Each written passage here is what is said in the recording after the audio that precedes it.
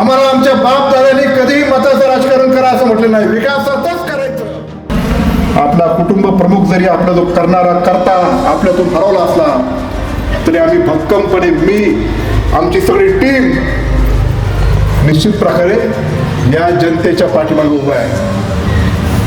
Police स्टेशनमधून त्रास द्यायचा, कुठंतरी अडवणूक करायची, मी आमदार असताना असं नाही केलं. विरोधक जरी असला तरी नीतिमत्ताने त्याचा जर मार्ग असेल त्याच्यावर अन्याय होऊ नये दिला. पण अशा प्रकारची दाबादाबी योग्य नाही. कोण काही सत्तेचं ताम्रपट घेऊन आलेलं नाही. ठीक आहे, निवडणुकीनंतर चाललंय त्यांचं चालू द्या, मी शांत होतो. पण आता आरेला कार्य आणि जर नडला का तोडलाच, हे आता आम्ही शांत बसणार नाही. मी पण वल्लभ शेठचा पोरगा, एवढा लक्षात ठेवा. म्हणून झालं ते बस झालं आता. आणि कुठल्याही माझ्या स्वयंगडणी कार्यकर्त्यांनी आता डगमगायचं कारण नाही. आपण चांगलं करतोय ना, एखादा आडवा जर आला तर त्याला आडवा करून पुढे जाण्याची आमच्यात हिंमत आहे. हे जे उमेदवार उभे आहेत हे अजितदादा पवार, आदरणीय शरद पवार साहेब, आदरणीय अमोल कोल्हे, आदरणीय उद्धव साहेब, मी असेल, आम्ही सगळ्यांनी म्हणून उभे केलेले उमेदवार आहेत. सगळ्यांनी त्यांना मदत करा, हीच खरी दादांच्या प्रती श्रद्धांजली ठरेल.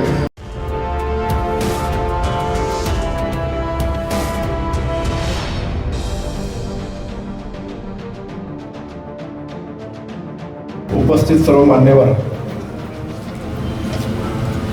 राजुरी प्रियला अन्य पाठरा पंचकृषीचे जमलेले सर्व ग्रामस्थ बंधू भगिनी, म्हणजे तरुण मित्रांनो,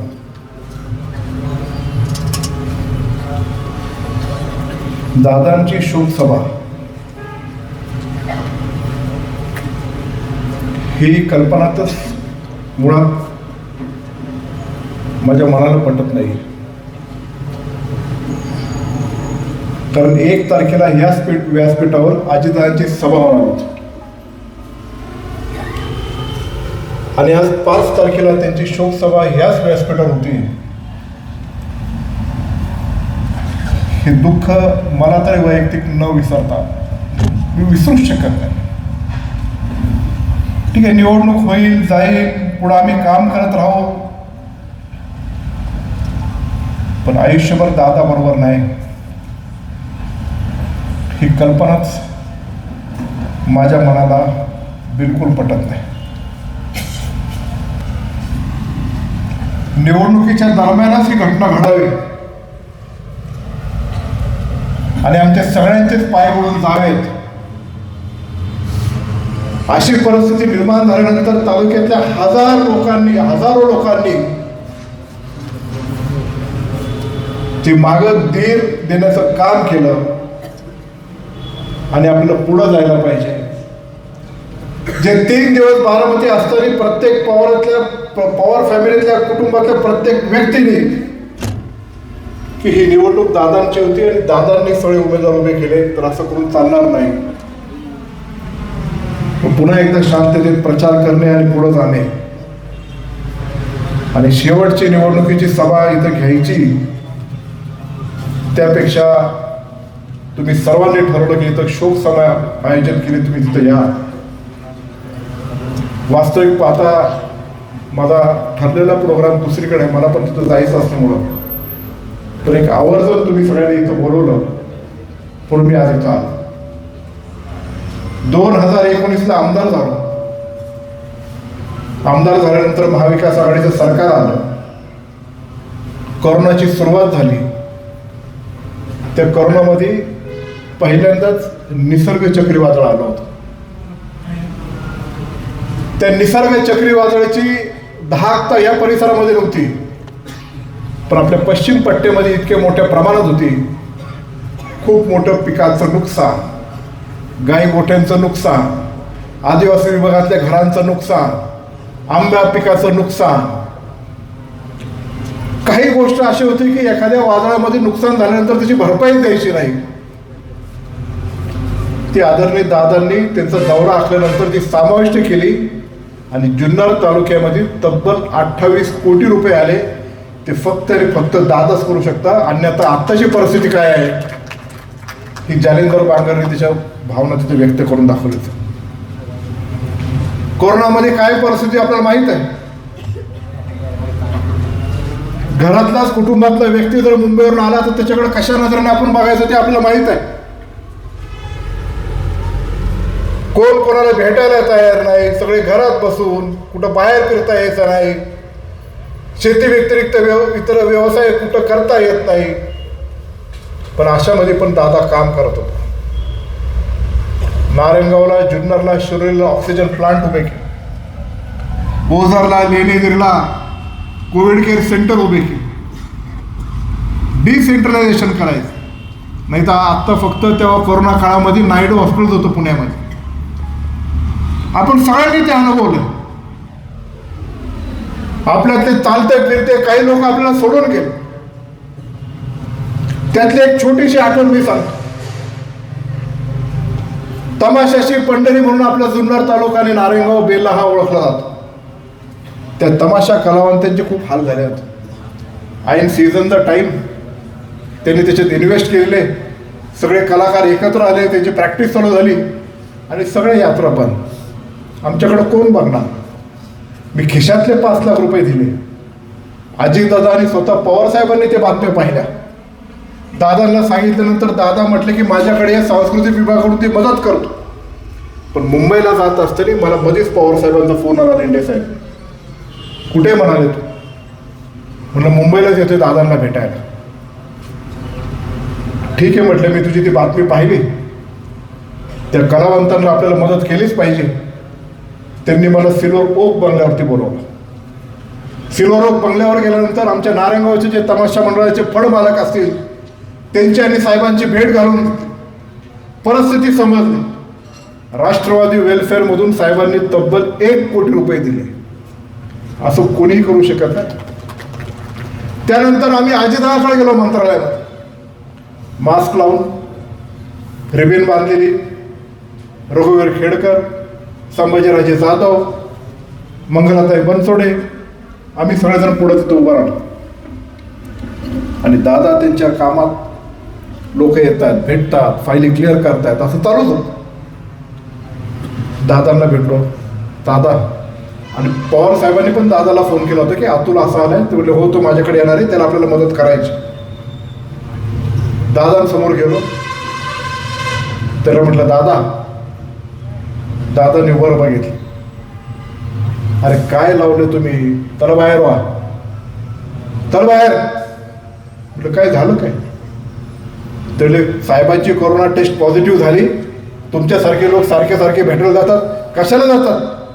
साहेबांना पण कळत नाही आता या वयात असं भेटायचं का, काय करायचं का? म्हणजे टेस्ट आता पॉझिटिव्ह आली, त्याची चाचणी काल केली असली, ते आमच्यामुळे थोडी काय. त्याला अरे साहेबांना झाली, साहेबांमुळे तुम्हाला झाली, आता तुमच्यामुळे मला होणार, चला बाहेर. दादांचं ते हे परखडपणे सडेतोड तोंडावर बोलणे. पण दादाने पण तब्बल 2.5 कोटी रुपयाची मदत केली. म्हणजे बोलणं एकदम परखड, पण मदत तिला कधी मागं पुढं बघणार नाही. एकदा मी आणि संजयराव पण गेलो. एका विचारून त्यांनी आम्हाला थोडीशी बडबड केली आणि मी जुन्नर तालुक्यातल्या विकास कामाचा कागद दादांच्या कडे दिला. त्याला जुन्नरकरांचं कामच करायचं असं ठेवून दिलं. नंतर म्हणले साहेब मला मीटिंग आहे, मी येतो बरं का, आणि तुमच्यामुळेच आमचं बरं चाललं बरं का, येतो बरं का साहेब.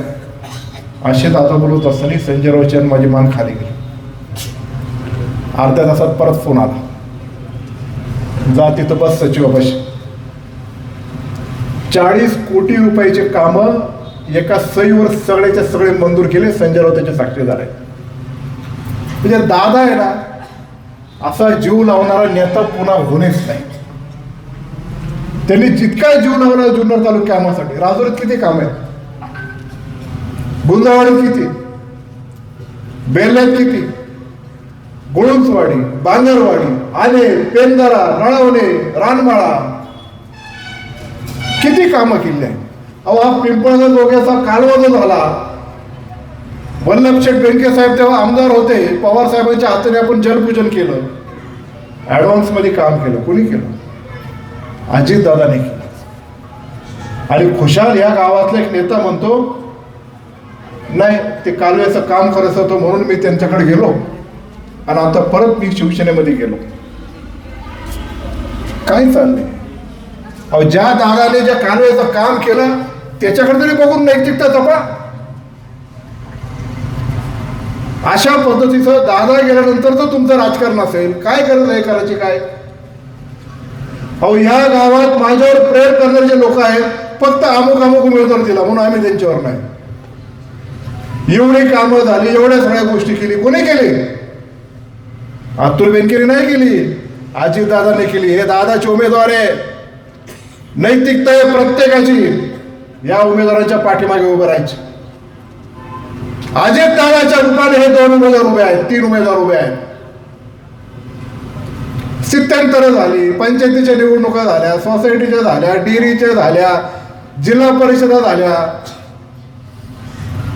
आधी तिकीट स्नेहलताईला दादानेच दिलं, पांडुरंग पवारला तिकीट दिलं, दादानेच दिलं. आता परत स्नेहलताईला तिकीट दादानेच दिलं, मला तिकीट अजितदादाने दिलं. पण ही शेवटची फळी आहे की ज्याला दादाने तिकीट दिले. मला जरी पुढे तिकीट आलं ते दादाचं नसणार आहे. जुन्नरची लोक कृतज्ञ असतात, कृतज्ञ नाही. निदान माणूस गेल्यानंतर तरी त्या नेत्याच्या पाठीमागं उभं राहण्याचं आपली नैतिक जबाबदारी असं मला इथं वाटतं. चेलेवाडीचे पाईपलाईन, दूध व्यवसाय संकटात आल्यानंतर त्याला 5 रुपयाचं अनुदान कोणी केलं? हे महाराष्ट्रात नाही झालं, स्पेशली पुणे जिल्ह्यासाठी झालं. त्याच्यावरून इतर मंत्रिमंडळातले लोक भांडले, पण दादा म्हटले नाही, मी माझ्या पुण्यासाठी करणार. का? तर दादांचा घरचा जिल्हा आहे, त्यांचं प्रेमच आहे. आणि आत्ता निवडणूक लागल्यानंतर या उमेदवारांसाठी आम्ही जेव्हा प्रचार करतो तर पलीकडे लोक काय म्हणतात, यांना दुःखच नाही झालं, हे खोटं रडतं. काय बोलायचं? काल तर म्हटले यांच्या मागं कोण राहील नाही, यांचं सगळं संपलेलं आहे. मागं राहिलं रे हे. आता निवडणूक झाली की यांच्या फॅमिलीसह सगळे पुण्याला मुंबईला जाणार निवडून. अरे काय बोलता काय तुम्ही? निवडणूक आत्ताची आहे. अजित दादा आमचा बाप गेल्याचं दुःख आम्हाला आहे. आणि याद राखा, अजित दादा अजूनही अतुल बँकेमध्ये जिवंत आहे. या तालुक्याच्या प्रत्येक सर्वसामान्य शेतकऱ्याच्या पाठीमागे हा अजित दादा भक्कमपणे उभाच राहणार आहे. शेवटच्या श्वासापर्यंत वल्लभशेठ बेनके साहेबांनी काम केलं. अचानकपणे आपला दादा गेला, तो शेवटच्या श्वासापर्यंत कामच करत होता. शेवटचं कॉल रेकॉर्डिंग पण त्यांच्या पुतण्याने काल ऐकवलं. काय म्हणाले? सर्व जाती धर्माला एकत्र घेऊन पुढे जायचं. काय बदल केला का दादांनी? कामच करत राहिले. ते विमानाचं क्रॅश तर बघितलं, काय पडलं त्याच्यातून? सगळी कामाचेच कागद पडले. अरे आम्ही पण आमच्या शेवटच्या श्वासापर्यंत ही जुन्नर तालुक्याची नाळ तोडणार नाही. हे लोकांच्या पाठीमागे आम्ही भक्कमपणे उभा राहणार. आणि उभा राहून आत्ताचे उपमुख्यमंत्री सुनेत्राताई पवार आणि आपले पालकमंत्री सुनेत्राताई वहिनी पवार यांच्या माध्यमातून DPCचे असेल, जिल्हा परिषदचे असेल, पूर्ण ताकद आम्ही स्नेहलताई, पांडुरंग साळवे आणि प्रदीप आयरच्या पाठीमागे भक्कमपणे उभं करणार. आम्हाला अनेक पाणी न्यायचंय. अजित दादाने त्याच्या DPR साठी 64 लाख रुपये दिले. 76 लाख 76 लाख रुपये दिले. काय केलं त्याचं पुढं? काय नाही. आजची भाषणं बघितली. MIDC करायची, कुठं करायची? यांना फोन लावा. ते तिकडून मंत्री म्हणणार शिवनेरीच्या पायथ्याशी मोठी इमारत उभी करायची. MIDCची इमारत शिवनेरीच्या पायथ्याशी. म्हणजे काय बोलणार आणि काय करणार? अहो निदान अजितदादा इथं आल्यानंतर त्याला पै आणि पै, खडी आणि खडी, राजोरीत काय, पठारावर काय, आदिवासी विभागात काय माहिती असायचं. आम्हाला असं प्रॉम्प्ट करायला नाही लागायचं. त्यांचा अभ्यास असायचा प्रत्येक गोष्टीचा. मला तुम्हाला सर्वांना एक नम्रतेची विनंती करायची. ठीक आहे, दादांची शोकसभा आहे, पण खरी जर आदरांजली व्हायची असेल ना तर ही दादांच्या माणसांच्या पाठीमागे आपल्याला भक्कमपणे उभा राहायला पाहिजे. मला कौतुक आहे शिवसेना उद्धव बाळासाहेब ठाकरेचं, मयूर आणि तुमच्या सगळ्या टीमचं. तुम्ही जो पाठिंबा दिलाय, आज जे राष्ट्रवादी एक होऊन उद्धव बाळासाहेब ठाकरे पक्षाचे लोक एक झालेले आहेत, या अशा आव्हानात्मक परिस्थितीमध्ये अतुल बेनके कधीच तुम्हाला अंतर पडून देणार नाही.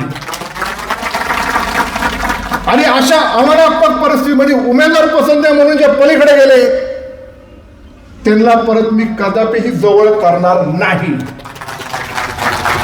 का तर माझ्या दादाचे उमेदवार आहे, आम्हाला आमच्या दादाचं नाव मोठं करायचं आहे आणि ते कार्य आम्हाला पुढे नेऊन जायचं आहे. हे असं चालणार नाही. इथं स्नेहलताई त्यांच्या कुटुंबाने आणि आपण सर्वांनी गावोगावी किती कामं केली,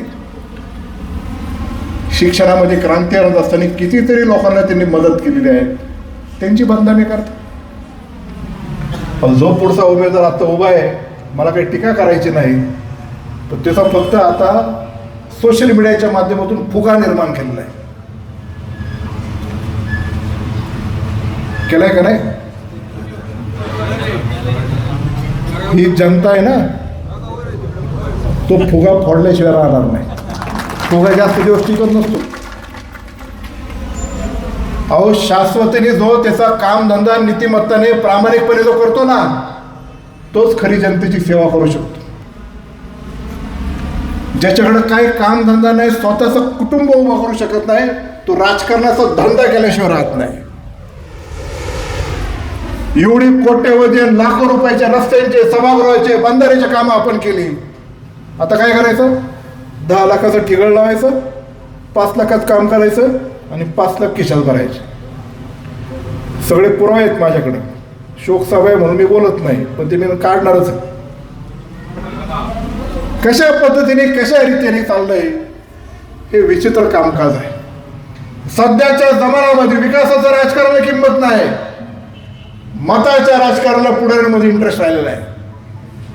आम्हाला आमच्या बाप दादांनी कधीही मताचं राजकारण करा असं म्हटलं नाही, विकासाचंच करायचं. विकासाचंच राजकारण हे 3 उमेदवार आजपर्यंत करत आलेले आहेत. म्हणून त्यांच्याकडे बघण्याची नैतिकता, नीतिमत्ता, डोळ्याला डोळे नजर ठेवून फिरण्यामध्ये यांच्यामध्ये क्षमता आहे. ठीक आहे, पक्षात स्थित्यंतर आले, काय काय गोष्टी घडल्यात, ते काय आता वेगळं मानायचं कारण नाही. आपण एका कुटुंबातले आहोत. आपला कुटुंब प्रमुख जरी आपला जो करणारा करता आपल्यातून हरवला असला तरी आम्ही भक्कमपणे, मी, आमची सगळी टीम निश्चित प्रकारे या जनतेच्या पाठीमागे उभा आहे. पोलीस स्टेशनमधून त्रास द्यायचा, कुठंतरी अडवणूक करायची, मी आमदार असताना असं नाही केलं. विरोधक जरी असला तरी नीतिमत्ताने त्याचा जर मार्ग असेल त्याच्यावर अन्याय होऊन नाही दिला. पण अशा प्रकारची दाबादाबी योग्य नाही. कोण काही सत्तेचं ताम्रपट घेऊन आलेलं नाही. ठीक आहे, निवडणुकीनंतर चाललंय त्यांचं चालू द्या, मी शांत होतो. पण आता आरेला कारे आणि जर नडला का तोडलाच, हे आता आम्ही शांत बसणार नाही. मी पण वल्लभ शेठचा पोरगा, एवढं लक्षात ठेवा. म्हणून झालं ते बस झालं आता. आणि कुठल्याही माझ्या सवंगड्यांनी, कार्यकर्त्यांनी आता डगमगायचं कारण नाही. आपण चांगलं करतोय ना, एखादा आडवा जर आला तर त्याला आडवा करून पुढे जाण्याची आमच्यात हिंमत आहे. आज दादा नाही, ते अस्थिकलशीत आणलंय, ती जी रक्षा आहे. आम्ही उद्या आपल्या तालुक्यातल्या 5 धरणामध्ये जिथं जिथं दादांचं योगदान आहे तिथं टाकणार आहे. आणि थोडी जी अस्थिरक्षा आहे त्याचं आम्ही बेनके साहेबांनी निर्माण केलेली MIDC, जिथं बेनके साहेबांची रक्षा टाकून आम्ही वृक्षारोपण केले, त्याच्या शेजारी आम्ही लेंडे साहेब आणि सगळे सिनियर लोक जे आहेत, संजयराव काळे साहेब असतील, या सगळ्यांच्या हस्ताने, बामणे साहेब तुमच्या सगळ्यांच्या हस्ताने आपण त्याचं वृक्ष तिथं लागवड करणार आहे. हे जे उमेदवार उभे आहेत, हे अजितदादा पवार, आदरणीय शरद पवार साहेब, आदरणीय अमोल कोल्हे, आदरणीय उद्धव साहेब, मी असेल, आम्ही सगळ्यांनी म्हणून उभे केलेले उमेदवार आहे. सगळ्यांनी त्यांना मदत करा, हीच खरी दादांच्या प्रति श्रद्धांजली ठरेल असं मला वाटतं. आणि माझे 2 शब्द संपवतो. जय हिंद, जय महाराष्ट्र, जय शिवराय.